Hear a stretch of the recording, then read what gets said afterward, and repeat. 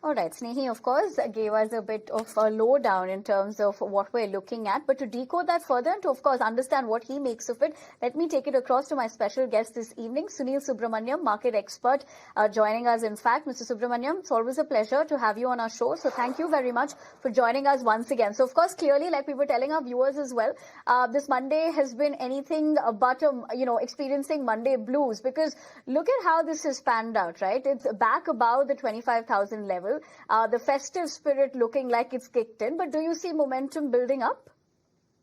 Yes, I do see that the festival is only going to give good news. And what's happening is that even the FIIs, I think they sold only about 300 crores today. So if there is a deceleration in the FIIs selling, I think that's very, very good news. And a lot of the sectors which had been underperforming over a period of time, like IT, realty, if you take the YTD numbers or the 1 year numbers, these are the most underperforming. But today both have shown a green. So clearly there is a more broad-based, I would say, hard to call it a rally yet, but a broad-based beginning in terms of the market overall. And I think that with the festive season mood being there, the key thing is, of course, again, a strong return by the FIIs is what will really take the market up. But I think the strong DIS support is going to make sure the market doesn't fall. So a nice consolidation move with an upward bias. All right. So essentially, positive outlook is what we're looking at, but taking a cue from what you said, and rightly so, about the IT sector, because we're given to understand that the IT stocks have in fact surged over 2%, but more importantly, for the first time in 16 sessions. So, Mr. Subramaniam, what's fueling this sudden rally in the IT space, in your opinion? So the first is that I think there was a bit of a knee-jerk reaction to the H-1B visa. If you actually see the data around the H-1B, I saw that out of 85,000 visas, India gets 70%. So that's about, let's say, 62,000. Out of that 62,000 Indian visas, the top 5 IT companies only got 13,000 last year. So why I'm saying this is there was an overreaction on the IT part, but actually the IT company has been moving away from using H1Bs into nearshoring and into other kinds of options that are available on the table. So first, there was an overreaction that needed to be corrected. The second is that you have had the rupee on a weakening trend, which is if at all is positive for the export-oriented sectors, IT is the top of the pick. That's the second thing giving the bit of tailwind. The third thing is, I think, is that there have been some news of some big wins today in some companies. So then does it augur well that is a US slowdown in IT buying actually also then overdone? Or is there actually in these times of slowdown, people actually go and try to, bid out their IT expenditure and try to save money by going to competition. So there could be some winners and some losers. So that again is probably that the Indian IT companies, maybe if they announce the earnings season, some big wins, those will be another tailwind. The fourth of it is that I would say is that, like I said, I link it to the FII selling coming down to only 300 crores. So which means there has been a net 300 negative. So there's been some buying by FIIs and some selling by some other FIIs. So whenever there is buying by FIIs, if it's coming from a passive space, there's always a decent amount of allocation coming to IT from the FIIs. So I think all of these are coming together. And as you know, the FIIs haven't reacted to all the good news in the Indian economy at all. So I think gradually they will come to realize that and they will start returning. And I think IT will be one of the biggest gainers of a return of the FII. So I think let's wait. I think by the end of the week, the bellwether IT company is going to report its results.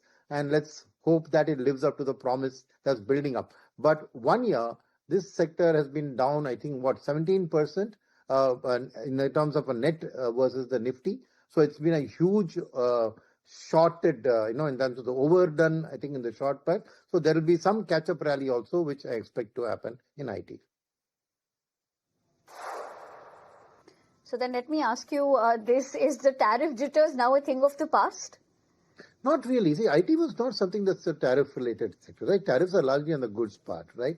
So this is service sector. No, just in general. Correct. No, just in general. No, I understand what you're saying. I would say tariff, we still don't have clarity, right? There have been 2 visits, one by the American trade guy and then by Piyush Goyal. But we still don't have clarity, though we have Mr. Anant Nageshwaran, the CEA's words, that he expects by November end to have some kind of a resolution on the tariff front. So going by his words, yes, maybe there is an easing of the jitters. But until the deal is dotted and signed in ink, right? I don't think you can take anything with Mr. Trump for granted. So I would say hold your horses on saying whether the tariff is a thing of the past. Who knows? He wakes up overnight from the bed and says something else. So let's just wait. I think we are closer to the end because discussions have been going on between India and the US despite all the other noise that's there, right? So I think that's a good sign. So let's keep our fingers crossed and hope for the best. But it's too early to say that the tariff jitters are past. The temporary tariff jitters have been compensated by GST by the and the RBI. I think we have put up a very good defense on the tariff jitters, but whether we are past those jitters and on a rise, well, wait for a couple of months.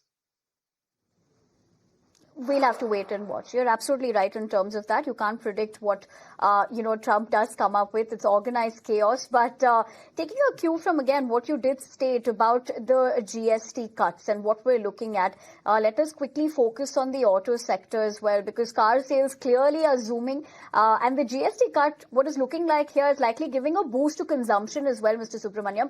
But time to bet on specific sectors, or to just perhaps stay the course and avoid adventures? What's the word? So I would say that actually it's time to build a good contra portfolio, right? Of things which have not done well in the last 1 year versus things which are, definitely have a good tailwind in them. So those which are not done well are IT and realty, for example. I think those definitely need to be added to the pack as a contra bet. At the same time, the future growth, right? Now, within the consumption pack itself, there's a lot of differentiation. So I would say again, plus and minus. The plus is the auto. The plus is one portion of the consumer durable space. The plus is high-end retail. The plus is sin goods, because whatever you do on taxation, sin goods demand doesn't drop.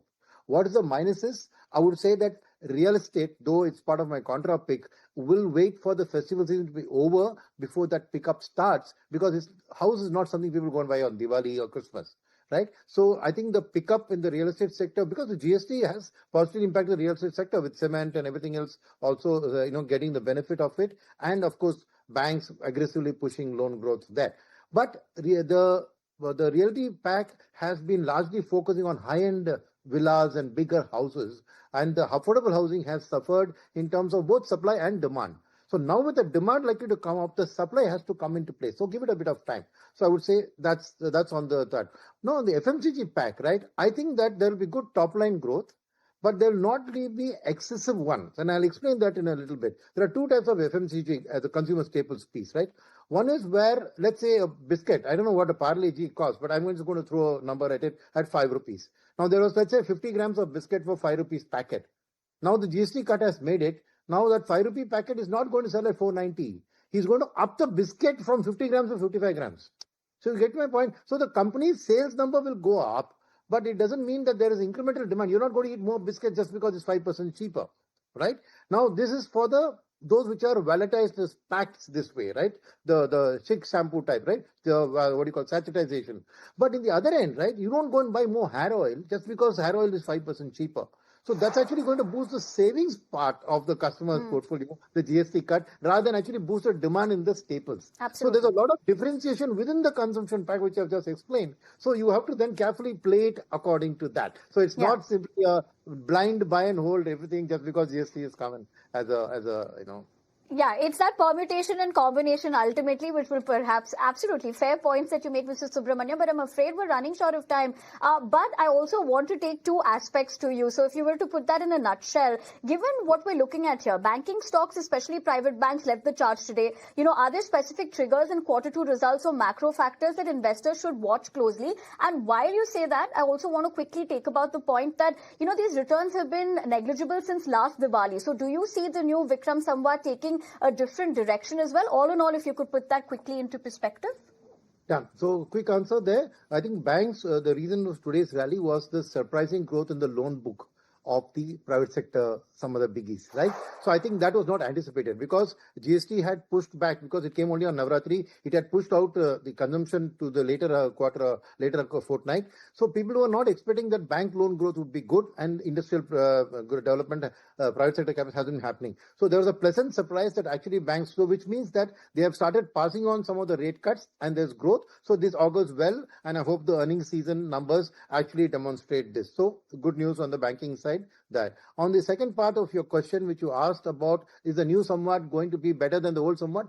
Definitely. Because last year what's happened is our nominal GDP growth of whatever 9% hasn't been reflected in the market returns. So clearly there are times when in the long run, the market gives the nominal GDP at least as a return, if not 2 or 3% more. So given the fact this year we have underperformed the nominal GDP by 7 to 8%, I think next year will be the catch-up year. And over the course of the year, you're going to see 2-3 things, right? One is you'll probably get sort of solution to the tariff. Second, you will see that the government is releasing the next pay commission, so put a lot of money in the hands of the customers. And the third is I expect the consumption boom to translate into a private capex boom. So by the end of next year, you'll be looking at a strong private capex growth. So I am very optimistic about the next Samvat in terms of, definitely it's a very low bar to beat last Samvat, but it will definitely do very, very well. All right, and perhaps will give us another reason to catch up for that next particular story as to how that pans out when it does, that is. But Mr. Subramaniam, thank you very much for taking the time out and joining us here this evening. For the moment, we leave it at that. Let's shift our focus to more, in fact, that we are putting into perspective tonight on Business at 9. In fact, financials are clearly reacting positively in trade today on the back of the quarter 2 updates, like we were just telling you. But Harsh Saita joins in with a lowdown of all the second quarter updates.